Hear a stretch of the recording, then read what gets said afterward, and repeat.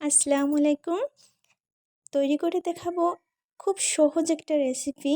যারা রান্না জানে না তারাও এই রেসিপিটা খুব সহজে বানিয়ে নিতে পারবে। তার জন্য আমার লাগবে এখানে লাচ্ছা সিমাই। তো আমি এখানে কিছুটা লাচ্ছা সিমাই নিব। আমার লাগবে একটা ডিম, কিছু গুঁড়া দুধ, চিনি, একটু ভ্যানিলা এসেন্স। তো আমি একে একে আমি সব মিশিয়ে দিব।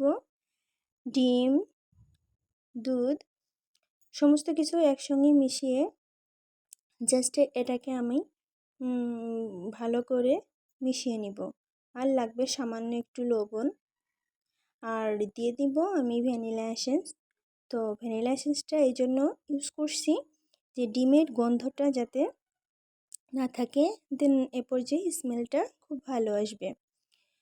তো আমি সমস্ত উপকরণগুলো আমি একসঙ্গে আলতোভাবে আমি জাস্ট মিশিয়ে নিব।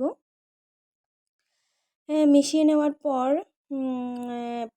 আমি ছোট ছোট করে আমি একটা শেপ দিয়ে নিব। তো এভাবে একটু আঠালো টাইপই হবে, তো ভয়ের কিছু নাই। দেন যেহেতু ডিম দেওয়া, তো আমার একটু মিষ্টি কম লাগতেছিল, তার জন্য আমি আর একটু চিনি জাস্ট অ্যাড করে দিব। যখন অ্যাড করে দিয়েছি তখন জাস্ট আমি হাতের সাহায্যে মিষ্টিগুলো আমি বানিয়ে নিব। দেন এটা মিষ্টি বিস্কিট যাই বলতে পারেন, পিঠা। তো একটা আমার মনে হয় একটা বাচ্চাও এই রেসিপিটা খুব সহজে বানিয়ে নিতে পারবে। যাই হোক, আমি এটাকে একটু উপরটা একটু ডিজাইন করে নিব। তার জন্য আমি এটাকে জাস্ট দেখতে পারতেছেন, আমি এটাকে একটু ইয়া করে নিলাম।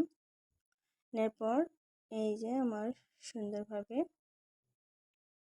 রেডি হয়ে গেছে। দেন দেখতে খুব সুন্দর লাগতেছে। তো এ পর্যায়ে আমি সরাসরি ভাজতে চলে যাব। তো ফ্রাই প্যানে আমি কিছুটা তেল নিয়ে নিব। জাস্ট তেলটা যখন গরম হয়ে যাবে তখন আমি সবগুলো আমি দিয়ে দিব। দেন এক পাশে যখন আমার লাল লাল করে ভাজা হয়ে যাবে তখন আমি জাস্ট উল্টে দিব।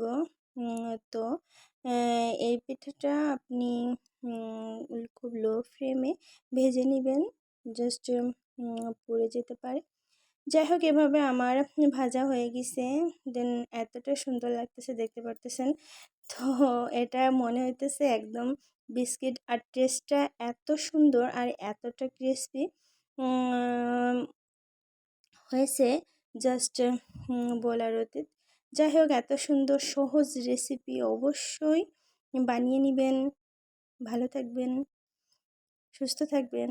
আসসালামু আলাইকুম, আল্লাহ হাফেজ।